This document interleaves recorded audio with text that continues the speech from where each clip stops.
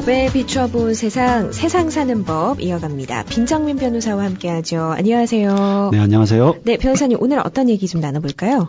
네, 최근 우리나라 대기업과 관련된 뉴스들이 연일 언론을 장식하고 있는데요. 예. 대표적으로 이제 대한항공 조현민 전무의 갑질 논란, 그리고 삼성의 문호조 경영 포기 선언 등이 좀 대표적인 것 같습니다. 네.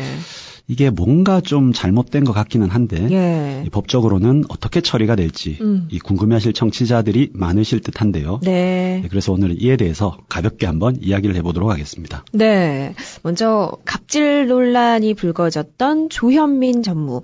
음성 파일 들으셨던 분들은 아마 많이 놀라셨을 텐데 소리를 지르고 물을 뿌린 혐의입니다. 물을 뿌렸다는 이 사실 하나만으로 형사처벌이 가능한가요? 이게 좀 궁금해요. 네, 언론을 통해서 알려진 바와 같이 조현민 전무의 이러한 행태에 대해서 현재 수사가 진행 중인데요. 네. 경찰에 따르면 당시 회의 참석자들로부터 조 전무가 참석자들에게 이제 물을 뿌렸다 이런 진술을 확보했다고 합니다. 네. 만약 이 진술이 사실로 밝혀진다면 일단 기본적으로 형법상 폭행죄는 성립할 수 있을 것 같습니다.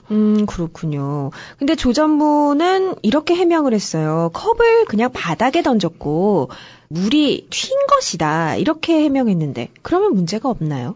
네, 만약 조 전무의 해명이 사실이라면 네. 폭행죄가 성립하기에는 조금 애매한 부분이 있고요. 예. 이번 기회에 이제 폭행죄의 폭행에 대해서 간단히 한번 말씀을 드려볼게요. 예. 이 폭행죄의 폭행이라는 것은 우리 생각보다 범위가 좀 넓습니다. 이를테면 저도 폭행죄로 수사나 재판을 받으시는 분들을 좀 많이 변호를 해왔는데요. 네. 그때마다 그분들이 말씀하시는 게 이런 거예요. 예. 난 폭행한 적이 없다. 네. 단지 그냥 밀었을 뿐이다. 혹은 때리지도 않고 그냥 볼펜 같은 것으로 삿대질을 했을 뿐이다. 네. 혹은 종이를 던졌을 뿐이다. 내가 던졌는데 그 사람은 맞지도 않았다. 직접적으로 때린 게 없는데 예. 왜 나를 보고 폭행을 했다고 하느냐. 네네. 이런 질문들을 참 많이 하십니다. 네네. 그런데 이런 것들도 모두 폭행이 될 수가 있습니다. 그렇군요. 예, 법적으로 이 사람의 신체에 대해서 직간접적으로 유형력을 행사한 것이면 모두 폭행이 되거든요. 네. 그런데 다만 이제 이 폭행죄의 폭행이 되려면 네. 그 행위 자체가 제가 앞서도 말씀드렸지만 사람의 신체에 대해서 행해진 것이어야 합니다. 예, 그런데 조 전무 측 주장을 보면 어떻습니까? 컵을 참석자를 향해서가 아니라 네. 바닥으로 던졌다고 주장을 하고 있죠. 맞아요. 그래서 사람에 대해서 한 것이 아니다. 이런 취지이기 때문에 네. 이것이 사실이라면 이 폭행이 성립하지 않을 확률이 커 보입니다. 그러면 이 컵에 대한 것은 좀 뒤로 하고서라도 신체 접촉 없이 고성을 지른다던가 폭언을 한다던가 이런 행위는 폭행죄에 해당되나요?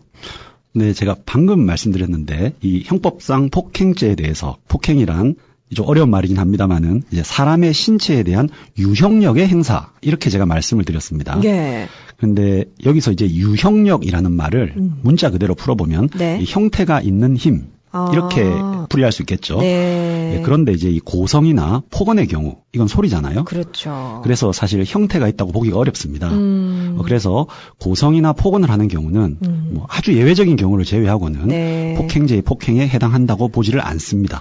그렇군요. 그러면 이 사건에 대해서는 아직 좀 수사가 진행 중이니까 어떻게 될지 한번 봐야겠고, 근데 만약에 피해자들이 이 조 전무에 대해서 처벌 원하지 않는다 이렇게 하면 처벌 이루어지지 않는 건가요? 네, 이 형법상 단순 폭행죄의 경우는 법적으로 반의사불벌죄라고 합니다. 예. 말 그대로 피해자의 의사에 반해서 처벌할 수 없다 이런 말인데요. 네. 지난해 말에 하나그룹 김승현 회장의 아들인 김동선 씨가 로펌 소속 변호사들에 대해서 폭언 폭행을 해서 세간에 물의를 일으켰던 것, 청취자 여러분들 기억하시는 분들도 많으실 텐데요. 네. 이 당시 수사기관은 김동선 씨를 이 단순 폭행죄 혐의로 수사를 진행했는데 네. 피해자들인 변호사들이 처벌을 원치 않는다는 의사를 표시했기 때문에 네. 결국 불기소 처분이 되었습니다.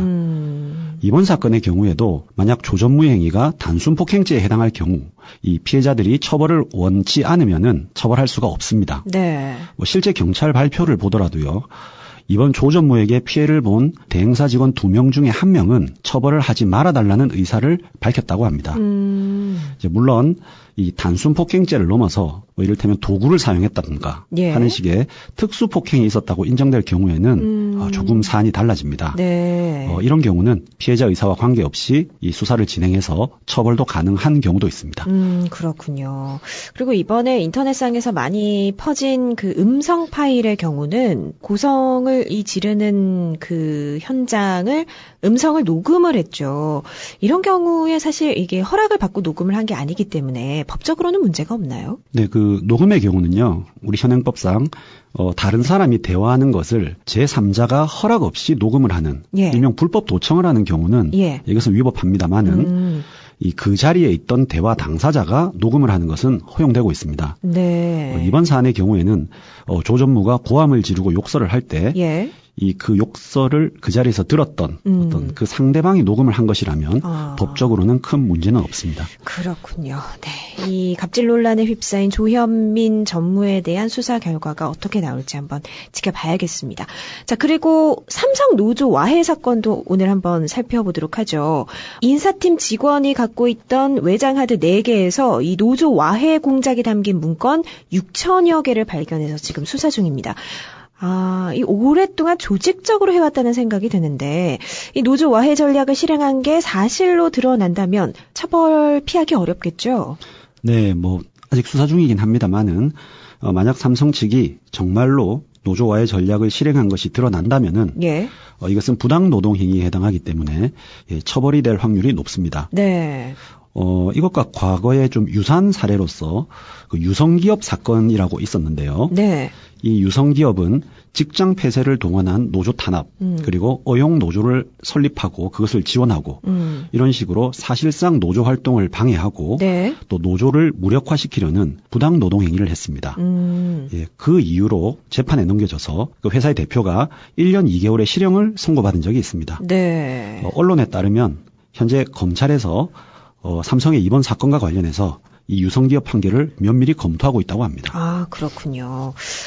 사실 이 보도가 나오고 나서 참 많은 분들이 좀 안타까워 하셨을 겁니다. 삼성은 우리나라에서 가장 큰 기업이고 또 글로벌 기업인데 이 노조를 탄압하고 와해했다는 의혹으로 지금 수사를 받고 있는 상황인데요. 대한항공 갑질도 그렇고 삼성 노조 와해 사건도 그렇고 사실은 이번이 처음이 아닙니다. 그래서 이 재벌에 대한 수사나 판결이 좀 봐주기식이 아니냐 이런 비판도 있었는데요. 이번에는 좀 제대로 조사하고 또 처벌하고 대책이 마련돼야 될 것 같아요. 네, 그렇습니다. 뭐 옛날부터 있던 말이지만 이 뭐 바둑 용어죠. 대마불사 이런 말이 좀 유행을 많이 했는데요. 대기업 관련 건에 대해서는 이 수사기관이나 법원이나 좀 정부가 좀 관대한 경향이 사실 좀 있었습니다. 네.